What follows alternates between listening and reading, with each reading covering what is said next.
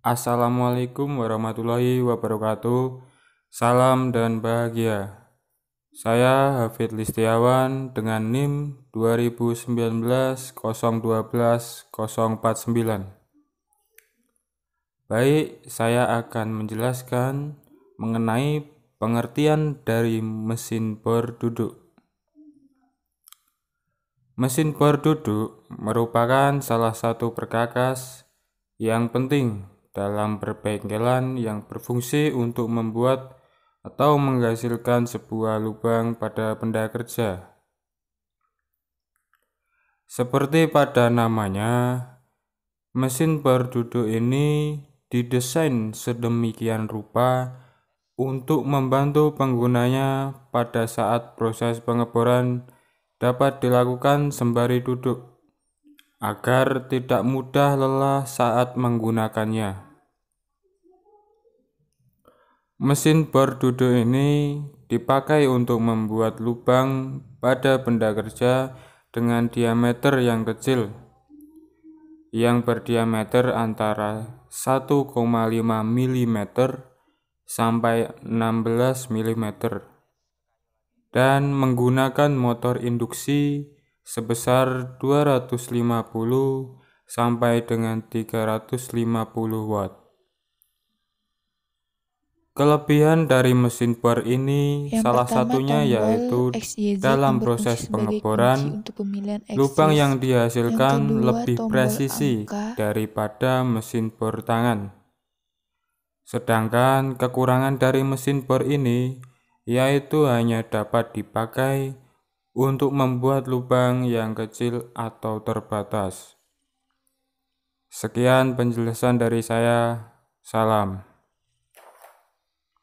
Nama saya Iksan Saktiwijaya, NIM 2019 012 051.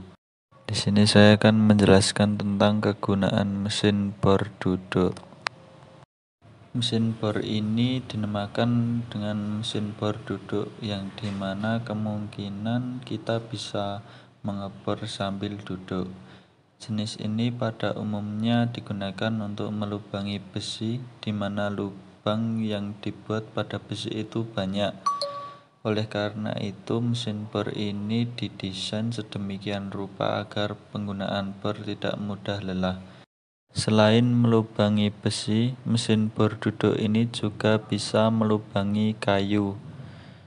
Di sini terdapat contoh pada saat pengeboran kayu. Mata pahat yang digunakan untuk pengeboran kayu berbeda dengan saat pengeboran besi. Tinggal putar saja tuasnya, maka mata bor dan kepala bor akan turun ke bawah. Mesin bor ini umumnya digunakan pada putaran lambat, tapi kecepatan putarnya bisa diatur melalui belting yang berada di bagian atas.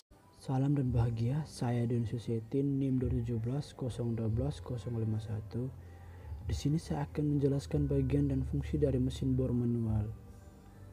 Ya, inilah mesin bor manual. Yang pertama, dudukan atau base.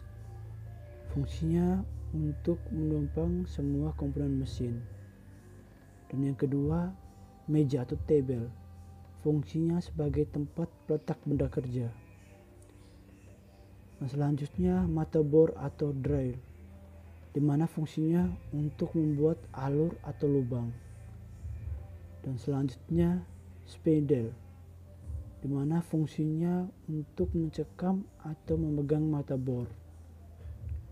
Dan selanjutnya spindle head, di mana fungsinya sebagai rumah konstruksi spindle. Dan selanjutnya drill feed handle, di mana fungsinya untuk mencekam atau menurunkan mata bor. Dan selanjutnya kelistrikan, di mana fungsinya sebagai penggerak utama mesin bor. Assalamualaikum warahmatullahi wabarakatuh. Salam dan bahagia. Perkenalkan, nama saya Ernengsi dengan NIM 2019 012 050 Di sini saya akan menjelaskan karakteristik pengerjaan bor. Yang pertama yaitu drilling. Proses yang digunakan untuk membuat suatu lubang pada benda kerja yang solid. Yang kedua, stud drill. Proses yang digunakan untuk membuat lubang dengan diameter bertingkat. Yang ketiga, ada ramming.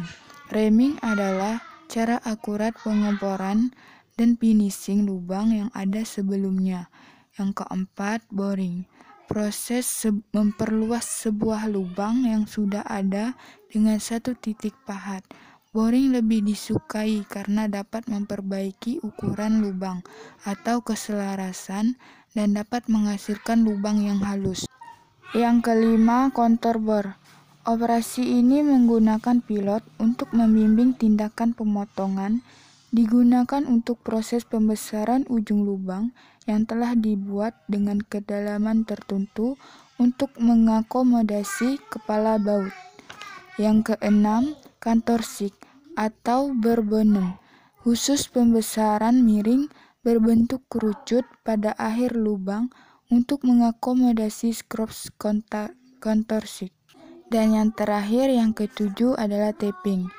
Tapping adalah proses di mana membentuk ulir dalam yang dilakukan oleh tangan atau mesin.